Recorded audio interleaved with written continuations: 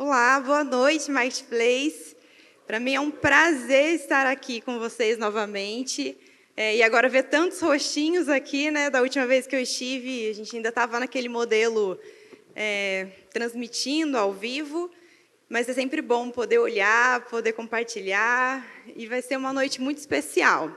Bom, vou me apresentar. Meu nome é Flávia, como o pastor Eduardo falou, sou filha dessa casa. Eu e meu marido, nós estamos na IC em São Paulo, com o pastor Felipe Santos, Tati Santos, pastor Felipe de vez em quando está por aqui, pastor Isaías também. Então, nós temos crescido, faz algum tempo que nós estamos conectados lá. E tem sido um tempo muito inspirador, de muita mudança, né? Como vocês estão vivendo também. Então, quero aqui compartilhar um pouco com vocês da minha trajetória. Então, vamos lá. Sou formada em Gestão de Recursos Humanos. Então, há 10 anos atrás, foi onde eu tive o meu primeiro contato com a área de treinamento e desenvolvimento de pessoas. Eu morava aqui em São José, eu e meu marido, né? Eu fiz estágio no INPE, no Instituto Nacional de Pesquisas Espaciais, e aí eu tive a oportunidade de trabalhar no Serviço de Gestão por Competências, onde era a área que identificava ali quais eram as competências que as áreas precisavam ter, quais eram, de fato, as competências que os servidores públicos tinham, e aí traçava um plano de ação para que essa lacuna se fechasse. Então, foi o primeiro contato que eu tive. Depois eu tive a oportunidade de trabalhar como consultora. Trabalhei numa consultoria bem conhecida aqui em São José, prestava consultoria para empresas no Vale do Paraíba, região do ABC, em São Paulo. Cada dia eu estava numa cidade diferente, numa empresa diferente. Foi onde eu ganhei muita bagagem, muita trajetória. Atendia empresas aí de diversos setores, né? Então, entendia um pouco da dor que os empresários tinham. A empresa que eu trabalhava, ela tinha um programa, tem um programa, né, aqui em São José, para empresários muito conhecido, talvez até vocês conheçam. E aí, o idealizador do programa, ele sempre falava que a empresa é a cara do dono. E eu realmente concordo com isso, porque muito daquilo que você tem hoje na sua empresa tem a ver com você. Você projeta na sua empresa as suas aspirações, as suas crenças, né, a sua visão de mundo. E muitas vezes a sua empresa também é absorvida por questões suas, tanto inabilidades quanto habilidades, né? Então, foi algo bem rico. E aí, desde então, eu tive a oportunidade de trabalhar, né, com pessoas. E em 2016, eu resolvi seguir carreira solo, continuando a trabalhar aí com treinamento, desenvolvimento e também com coaching executivo, já que eu tinha uma bagagem interessante nessa área. Hoje eu estou cursando minha segunda graduação em psicologia, então ano que vem eu me formo psicóloga também. Entendi que era um passo a mais aí dentro de tudo que eu já venho desenvolvendo. E aí no próximo slide tem algumas empresas que eu tenho atendido, que são parceiras, que são clientes. E é isso. Eu amo muito o que eu faço e espero contribuir com vocês aqui um pouquinho essa noite. Ok? Bom, vamos lá. Primeiro slide aí, eu fiz uma pergunta, né? Afinal, por que você precisa investir no seu desenvolvimento?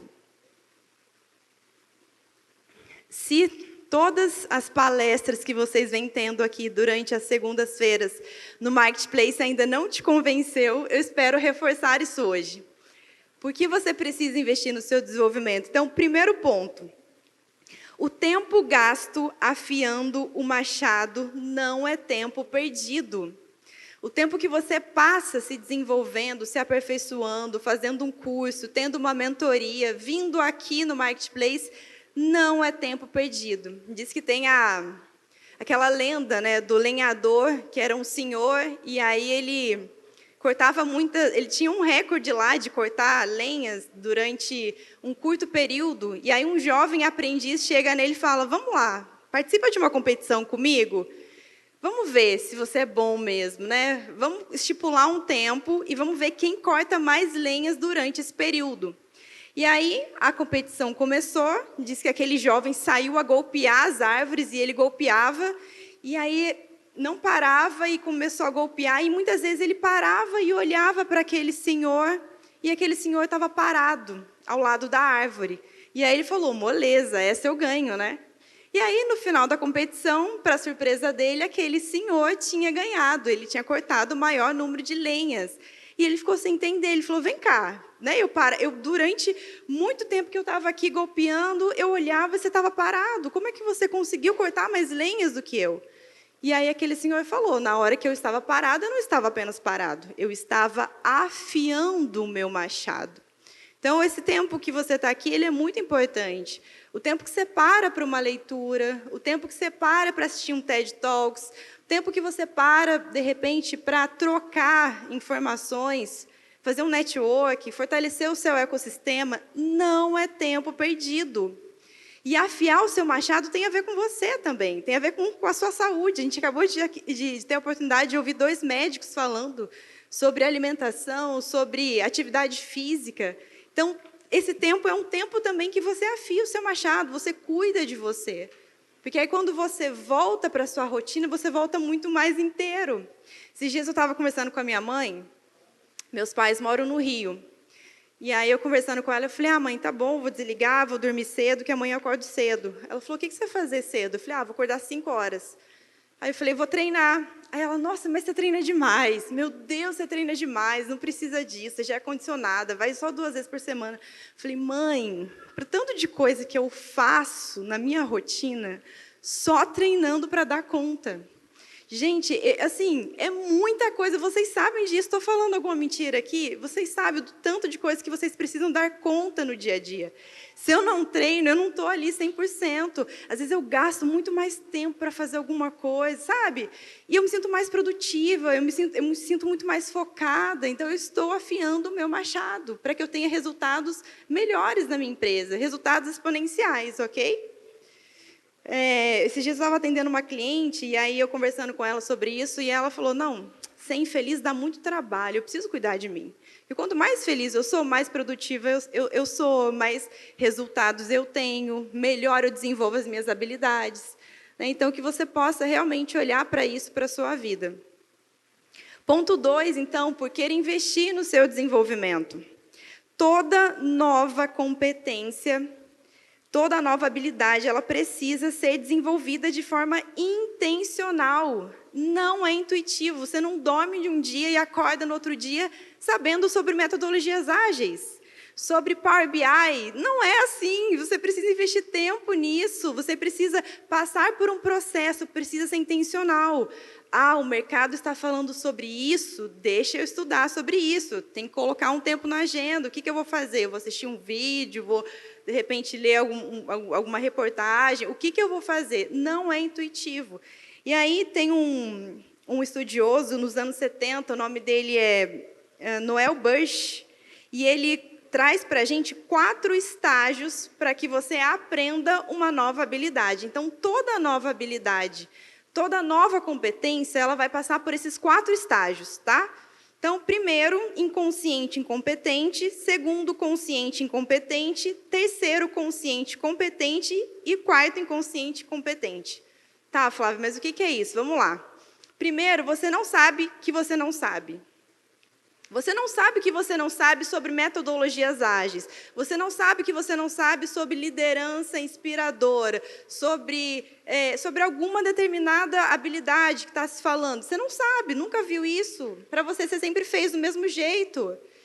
E aí, daqui a pouco, você vem no Marketplace e alguém fala sobre alguma coisa. Né? Pastor Felipe passa aqui e fala sobre vários termos. Você fala, gente, nunca ouvi falar disso. Preciso correr atrás, né? Já aconteceu isso com vocês? Às vezes, alguns termos você fala, gente, eu estou muito desatualizada, preciso correr atrás, preciso me desenvolver. Aí você toma consciência. Primeiro, você não sabe que você não sabe. Inconsciente incompetência. Eu não tenho consciência que eu sou incompetente em algo, que eu não tenho aquilo no meu repertório, ok? Segundo, consciente incompetente. Depois você sabe que você não sabe. Aí você fala, nossa, entendi, preciso fazer uma listinha aqui. Qual é esse livro que todo mundo já leu e eu não? Deixa eu anotar. Aí você sabe, você toma consciência que você não sabe sobre algo. Você precisa se aprofundar, você precisa estudar mais. Terceiro, você se torna consciente e competente. Agora você tem consciência daquilo e você se torna competente, porque você começa a praticar, você começa a fazer, você começa a testar. E aí, por último, você não sabe que sabe, porque isso já incorporou no seu repertório, aquilo já internalizou. consolidou e virou um valor. Daqui a pouco você já está aplicando, você já está fazendo, não é mais difícil. Então, eu vou dar um exemplo para vocês. O pastor Isaías passou por aqui, eu vi a palestra dele, pastor Isaías Silvério, e ele faz muita analogia com o esporte, né? Ele treina jiu-jitsu e tal, e eu gosto muito disso, porque aí fica muito mais fácil. Então, vamos lá. Hoje eu estou treinando crossfit, tá? Não me julguem, não me condenem, ok? E aí, primeiro, eu sou inconsciente, incompetência. Eu não sei que eu não sei alguns movimentos. Então, nunca tinha visto, né? Nunca, nem sabia. Quando eu entro lá e vejo que tem uns movimentos diferentes, eu falo, gente, mas isso existe? Eu tomo consciência que eu não sei sobre algo. Daqui a pouco eu me torno consciente e competente, porque de tanto a técnica, de tanto treinar, eu estou fazendo. Nossa, está saindo. E daqui a pouco eu não sei que eu já sei, porque eu entro, treino, ou de repente faço aquecimento, daqui a pouco eu já estou fazendo, sem pensar. Não é mais custoso como era. Ok? Então, toda nova habilidade ela passa por isso. Seja você desenvolvendo uma habilidade casual aí dentro do seu dia a dia, ou uma nova habilidade mesmo na sua empresa. E o terceiro ponto, o dono de uma mecânica, enquanto está embaixo do carro apertando o parafuso, não consegue pensar estrategicamente no negócio dele. E o que isso tem a ver com você? Você é o dono dessa mecânica. Você tem uma empresa, certo? Você é o dono dessa mecânica. Enquanto você está embaixo do carro apertando o parafuso, você não tem tempo de pensar estrategicamente no seu negócio, no seu cargo, na sua cadeira, na sua carreira, enquanto você está ali. E aí eu coloquei aí com outra cor, tira o dono de uma mecânica, o dono de uma construtora, o dono de uma padaria, o dono de uma cafeteria, o dono de um restaurante, enquanto ele está o quê? No balcão, às vezes não é embaixo do carro, mas onde é que você está no dia a dia apagando incêndio? Você sabe. Eu sei no meu negócio onde é que eu estou no dia a dia, às vezes apagando incêndio. Enquanto eu estou ali todos os dias e eu não tenho um tempo estratégico, intencional para focar no meu desenvolvimento, eu não consigo ir para um próximo nível. Às vezes eu falo para o Ederson ali, meu marido, eu falo, me tira debaixo desse carro. Eu falo por metáforas, né? Me tira debaixo do carro, porque enquanto eu estou ali atendendo... Gente, às vezes eu atendo de 23 a 25 profissionais por semana. Às vezes é um atendimento atrás do outro, né? Hoje eu tenho empresas que elas me contratam e aí elas mandam 10 profissionais, 20 profissionais, tudo gestores, coordenadores, gestores, diretores, heads, né? E eu tenho que encaixar isso na minha agenda. E assim, é muito gostoso, eu amo o que eu faço, mas eu preciso ter um tempo travado na minha agenda, onde eu vou pensar no meu negócio. Como é que eu vou escalar isso? Como é que daqui a pouco, um ano, né, de repente, pensando aí em maternidade, como é que isso vai ser sustentável? Então, eu preciso, se eu não penso nisso, aí o Diegão já confirmou aqui, se eu não penso estrategicamente, se eu não tenho esse tempo para mim, né, isso não acontece intuitivamente enquanto você está lá no dia a dia, ok?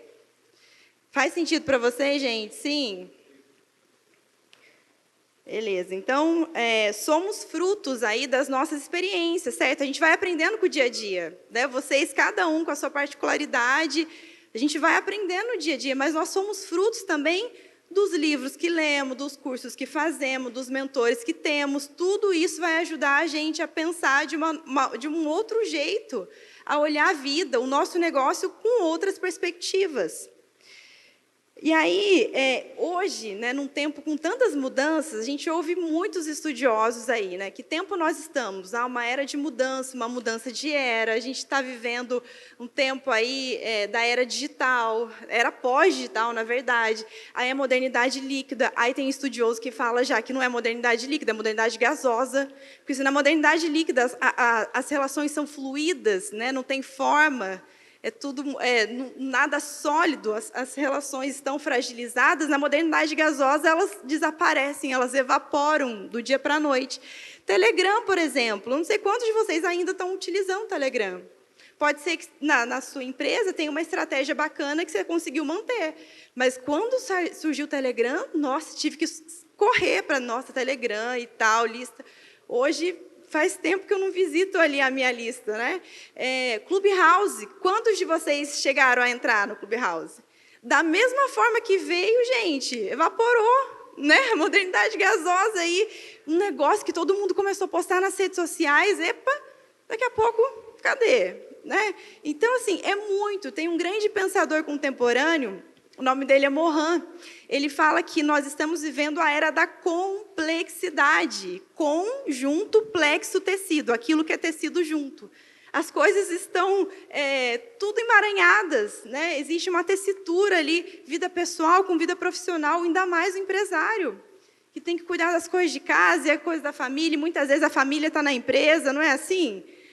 Eu assisti uma palestra aqui do pastor Eduardo Vivone falando, né, de uma época que a Liege tinha, na empresa, no caixa, lá no relatório tinha Arezo. Eu assisti, você falando, Arezo dentro da conta da empresa. E não é assim, muitas vezes está misturado. Então, como a gente lida com tudo isso, né? Então, como é que a gente potencializa as nossas habilidades para a gente ter um diferencial? Não só sobreviver, mas alavancarmos o nosso negócio nessa era, né? Então, tem uma metáfora aí também de um aprendiz que ele diz que ele vai atrás de um sábio, né? O sábio era muito conhecido por resolver problemas complexos. Ele era muito conhecido na região por, de repente, ajudar pessoas. E ele vai atrás por dias. Ele caminha numa aldeia procurando esse sábio. Cadê o sábio? Por que ele é tão sábio assim? Qual é o segredo de tanta sabedoria? Gente, eu quero aprender também. E aí, se aquele aprendiz, ele caminha e ele encontra aquele sábio. E quando ele chega na casa do sábio, ele fala, sábio, olha, eu te procurei por toda parte, né? Eu te conheço lá de longe, de ouvir falar do seu nome, a sua capacidade de resolver problemas, de ajudar pessoas. E eu quero saber qual é o segredo da sua sabedoria. Por quê? Porque eu já fiz tal curso, eu sou formado nisso, eu fiz mestrado, eu fiz doutorado. E ele não deixava aquele sábio falar, ele mesmo falava e ele mesmo falava de tudo que ele tinha feito. E aí, sabiamente, aquele sábio chama ele e fala, vem cá, você aceita uma xícara de chá? E ele fala, aceito. E aí ele coloca a xícara e o sábio começa a despejar. Só que chega uma hora que a xícara transborda. E ele fala, calma, calma, está derramando, está transbordando, já deu. Ele fala, exatamente, você está com essa xícara. Não cabe mais nada. Então você chegou aqui me perguntando qual era o segredo da sabedoria. E você não parou de falar de você. Então, deixa eu falar, me ouça, né? E então, eu entendo que você tem a sua trajetória muito particular. Eu entendo que você tem buscado, né, se eu sentasse um pouquinho na mesa aqui, eu acho que tem tanta coisa que todo mundo tem para agregar, mas esvazie a xícara essa noite, para que você aprenda mais, para que você absorva mais. Sempre dá para caber mais, sempre dá para colocar um pouco mais, sempre dá para a gente absorver mais. Então, começando a potencializar as habilidades aí, é esvaziar, porque às vezes você fala, nossa, mas isso eu já ouvi. Às vezes é uma palavra, uma frase que você ouve diferente, aquilo faz um sentido para você. Então, isso é muito bom. Pode passar. E aí, a gente tem aí essa lista, né, do Fórum Econômico Mundial, que de 5 em 5 anos ela vem sendo atualizada, e eu sei que outros palestrantes que passaram aqui falam dela, né? Então, aí fala sobre inovação, sobre aprendizagem, sobre resolução de problemas complexos e várias outras habilidades, né? E aí, quando a gente olha para o mercado, a gente vê essa lista do Fórum Econômico Mundial sendo muito falada.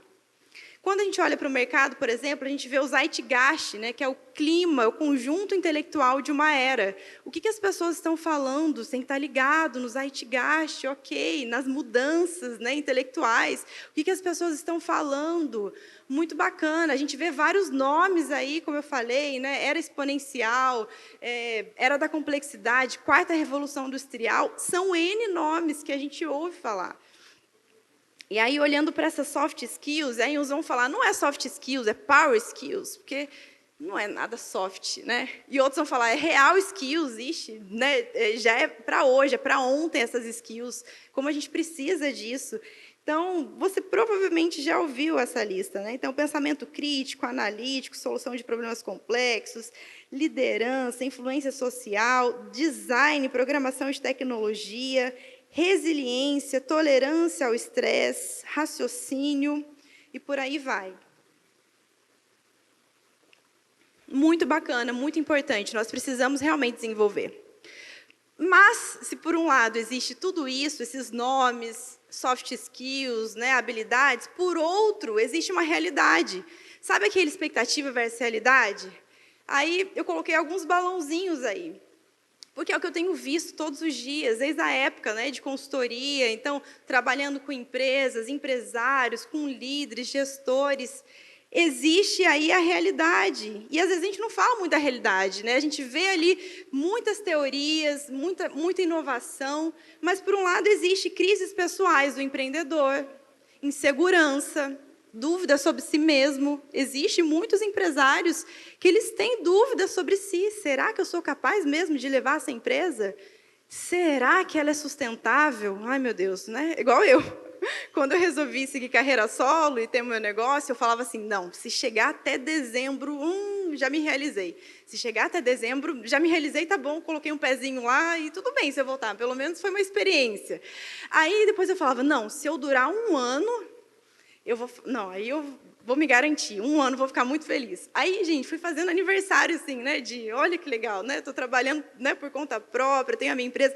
Então, assim, existem muitos empresários que eles têm essas dúvidas. A síndrome do impostor, às vezes a pessoa te admira, às vezes até os seus colaboradores olham para você, às vezes seus amigos, mas só você sabe dentro de casa como é. Só você sabe o que você passa. Só você sabe os processos desorganizados, trabalhando 12, 14 horas por dia, não tendo fim de semana. Só você sabe o perrengue que é, muitas vezes, pagar imposto, pagar os funcionários. Daqui a pouco, se paga, nossa, é muito real isso. Existe essa realidade. Outra realidade aqui, se sentem solitários e com falta de validação. Quando você trabalha em uma empresa, muitas vezes você é direcionado, tem um RH, tem o seu líder. Quando você é dono do seu negócio, cadê a validação? Cadê o tapinha nas costas? Não tem, muitas vezes é solitário mesmo. Eu atendo diretores de empresas hoje, que às vezes eles falam, nossa, mas meu CEO não me reconhece. Eu falo, gente, para a posição que você está hoje, é você que tem que dar. Não tem como mais, na sua posição, você queimar colchão, igual os outros. Não é diferenciado. Você não vai ter isso. Quanto mais você subir, menos você vai ter essa validação, esse reconhecimento. É o que a gente fala de locus de controle interno com locus de controle externo. O que é isso? É a autorregulação. O empresário ele tem esse locus de controle interno. A motivação ela vem de dentro. Você não tem ninguém ali por você para falar, vamos lá. Os boletos motivacionais, ok, mas você não tem uma outra pessoa. Você que tem que fornecer isso para as pessoas que trabalham com você. Agora, funcionários, colaboradores, eles têm esse locus de controle externo. Eles precisam da sua validação, eles precisam do reconhecimento, eles precisam do salário todo dia, né, quinto dia útil caindo. Eles precisam disso. Você, quando você assume uma empresa, locus de controle interno, tem que vir de dentro, tem que achar de onde vem para que você sobreviva. Não vai ter ninguém ali, muitas vezes. Ok? O que mais? Não fazem reuniões frequentes com a equipe, com medo de abrirem expectativas que não conseguem corresponder. Gente, tem muito empresário que foge dos colaboradores. Tem muitos empresários que fogem de fazer uma reunião com o líder, de alinhar alguma coisa. Ai, meu Deus, ele vai me pedir uma coisa ali que eu não vou ter nem condições de falar que não. E aí, por quê? Eu atendo líderes que estão assim, eu preciso falar com o meu diretor, eu preciso falar com o meu CEO, e não consegue tempo. Mas por quê? Porque, às vezes, vou abrir expectativas ali, será que eu vou conseguir fechar? Se ele me pedir alguma coisa ali, será que eu vou dar conta disso? Então, não, depois a gente se fala, né? Não tenho tempo. Então, preciso olhar para isso. Outra coisa, travado ao darem feedbacks, né? Guardam para si. Precisa dar um feedback corretivo, precisa ter conversas difíceis. Essas conversas difíceis precisam acontecer, mas às vezes foge, porque é desgastante. É desgastante, às vezes eu não sei como dar, não sei como falar. Aí eu acabo evitando, não falo, a pessoa não melhora. Não melhora. Pensa no Waze. A gente veio de São Paulo hoje. O Waze, tudo mais. Imagina se o Waze demorasse para se atualizar a cada 10 minutos. já era. São Paulo, você errou uma rua ali, você está em outro lugar, e aí você perde um tempo. Feedback é exatamente assim. Se você demora para dar um feedback construtivo, corretivo que seja, como é que a pessoa ela ajeita a rota dela? Como é que ela muda a rota? Como é que ela se corrige?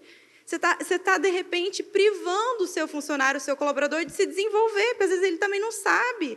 Precisa ter coragem para essas conversas difíceis, para esses apontamentos. Isso é importante para o desenvolvimento dele. E aí aqui, continuo em ações operacionais porque domino, ao passo que gestão de pessoas é desafiador. Então, eu tenho medo de falhar. Então, quantos de vocês se enfiam embaixo do carro? Vocês mesmos se colocam embaixo do carro ali, porque às vezes está no automático, isso aqui eu domino, isso aqui eu sei fazer, está tudo certo. Agora, desenvolver pessoas, dá trabalho. Dá trabalho, não dá trabalho? De repente. E aí, um outro ponto, por último, que eu gostaria de falar aqui é falta coragem para reavaliar o quadro de colaboradores. Às vezes, você tem um funcionário antigo, que ele está lá, mas, gente, ele, de repente, não rende mais.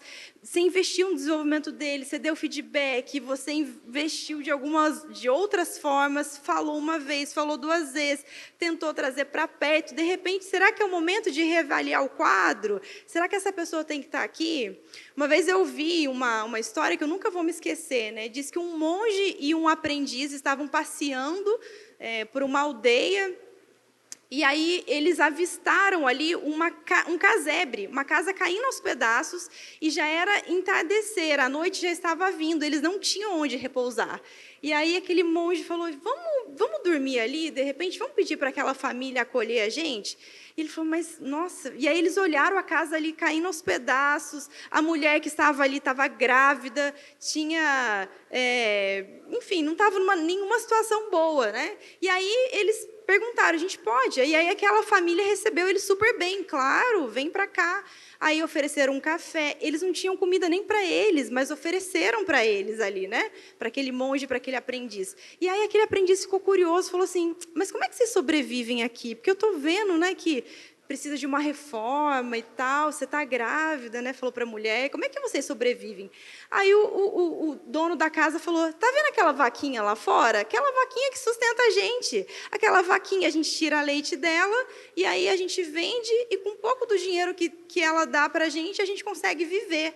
E aí, tudo bem, eles ficaram com aquela informação, dormiram, no outro dia eles foram embora. E aquele aprendiz ficou com aquilo na cabeça. Poxa, que situação, a mulher está grávida, daqui a pouco vem uma criança. E aí, falou para aquele monge, eu queria tanto ajudar eles, o que eu poderia fazer?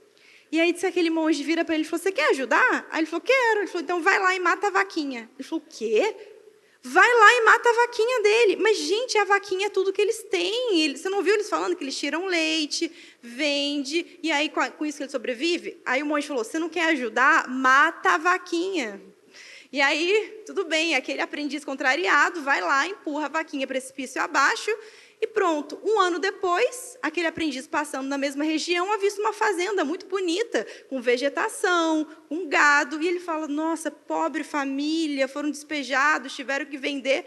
E aí, quando ele chega ali, tem um mordomo, ele fala, sabe aquela família que morava aqui? Você sabe o que aconteceu deles? E ele fala, pois não, é a mesma família. E aí o senhor reconhece ele, chama para dentro, a criança tinha nascido, uma casa bonita, e ele falou, gente, mas o que aconteceu? Ele falou, pois é, um ano que você teve aqui, mais ou menos, você não sabe, aquele dia que vocês passaram aqui, a vaquinha morreu. Aí ele falou, morreu? O que aconteceu?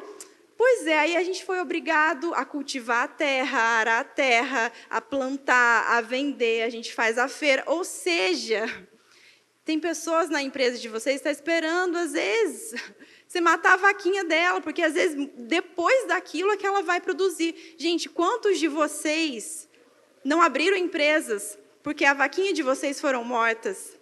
Fala aí, não é? Que bom que eu tive coragem de matar a minha vaquinha um dia. Eu tive essa coragem de matar a minha vaquinha. E às vezes você fica a vaquinha ali, a pessoa está ali por tempo e ela não está produzindo mais, ela não está feliz. Quantas pessoas, a partir disso, elas vão viver o propósito delas? Quantas pessoas, a partir disso, de repente, elas vão abrir um negócio delas, elas vão mudar de área, vão ser felizes naquilo que elas fazem? Eu não estou falando de funcionário bom, não. Eu estou falando de pessoas que estão ali há algum tempo e você sabe que você precisa tomar uma atitude. quanto a isso se você não tem coragem, porque você acha que você está ajudando.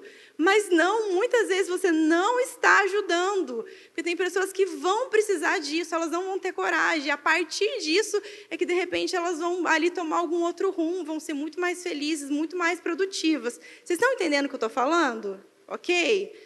Então, mate a vaquinha, ok?